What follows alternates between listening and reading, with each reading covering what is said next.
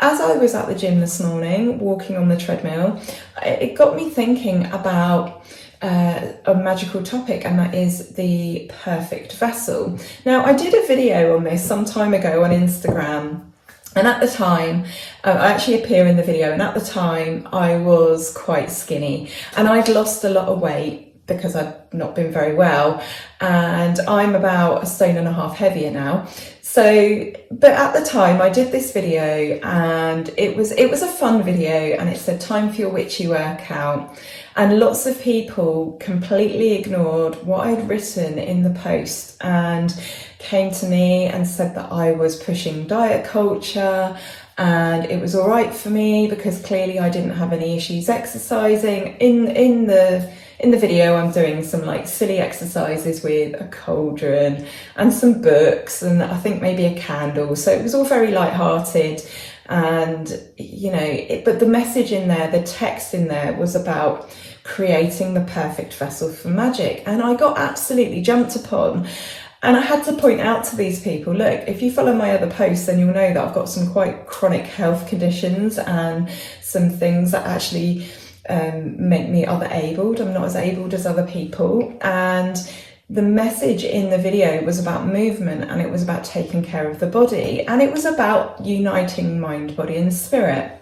And when we perform magic, when we work magic, we are operating on 4 different planes of existence. There is the physical plane, the emotional plane, the mental plane, I keep saying plane, and then these communicate with the astral plane. And when we are working something across all 4 of those planes, we can create successful magic. And magic requires your whole self, and the different planes can communicate with each other as well outside of the process of magic. So if you think about when you get an injury, that can affect your mood. When something is upsetting your mood, sort of emotionally or spiritually, that can have an effect on your body. So this is the way these planes communicate. So if magic requires your whole self and these different planes communicate with each other, it makes sense that you want to make sure that your mind, your body and your spirit are in the best condition that they can be in. Many people took this that I meant that aesthetically you need to look good, and that's not what magic is about at all. Now, the Golden Dawn, they described theurgy, which is divine magic, as ceremonial ritual with the intention of invoking or evoking deities and a perfection of self. So I'm obviously breaking this down into very, very simple terms, but the foundation of alchemy was not actually about turning metal into gold, but the human into God's self. So magic is all about actually becoming as perfect as you can be, but this is spiritual. We're not talking aesthetically. So even though I spoke about this in my post, it was like people had completely skipped over all the words, and it completely ignored my own personal circumstances and my own physical issues, and had decided that when I spoke about the perfect vessel, they had decided that I meant aesthetically. That perfect looks like a certain way, and it's not. And when we talk about movement, when we're talking about looking after the physical self, if you can't walk and you're in a wheelchair, I'm not saying about you going and running a marathon. I'm talking about you moving your arms, moving your head. We can all work on our bodies, and I think it's just as important as working on our mental health, self-care. And somewhere, even though we are pushing this very important message that we should look after our mental health, and there is such a thing as self-care, it seems to have been lost that physical self-care is a part of this. What we eat is a part of this. And again, people will come at me, and they have done, and say, well, you're very privileged if you can afford fruit and vegetables. Absolutely. Not everybody is in a position to nurture themselves in that way. But the point is, if you can, then really you probably should.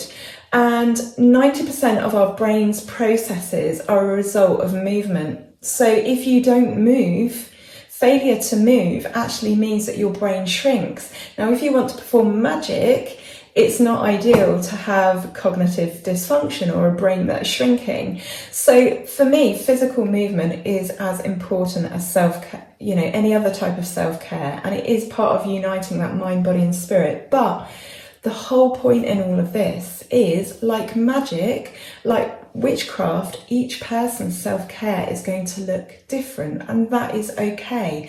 And a lot of these, I wouldn't even say they're nuances. I wouldn't even say that this is very complex, and that, you know, I don't know. Sometimes I get a bit lost for words, but I think things are being lost on people. I think sometimes we're so quick to defend certain, I don't know, we're so quick to come in against people sometimes that we're missing the message. So my, you know, tongue-in-cheek witchy workout video, which did have a serious message in the text, was just completely lost on people because they were just so quick to say, you're promoting diet culture, you're fat shaming, you're doing this, you're doing that. And then they'd missed the point that I couldn't help being slim in that particular video. I'd been ill.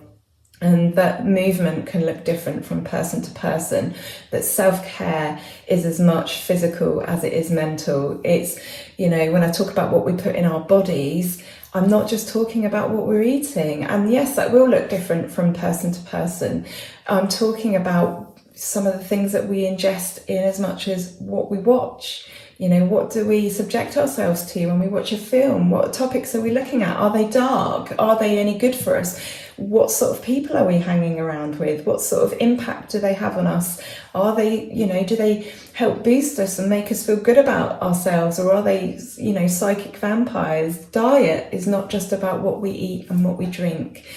Looking after mind, body and spirit is not necessarily about being able to run marathons and to look what some people might consider physically perfect, but creating the perfect magical vessel is about being as good a version as we can be of ourselves, whatever that looks like. And that will be different for you to what it will be for me. So yeah, so I sort of went off a bit on a tangent there and struggled to find my words a bit there. Again, you know, I have to work really, really hard at my cognitive ability. I have struggled with that over the years because I haven't been making these videos as much. It's trickier for me to verbalize what I'm thinking sometimes, and those are the things that I work on. And my health is something I work on, not just because I have to, but because overall these things make me a better magician. They make my magic better. So yeah, I don't know. I'm obviously going to watch this back when I edit this, and this ramble is either going to make a whole load of sense or it's not. But if you've got any questions, or obviously you want to say anything in relation to this, then pop them down in the comments. I'll be really interested to read those.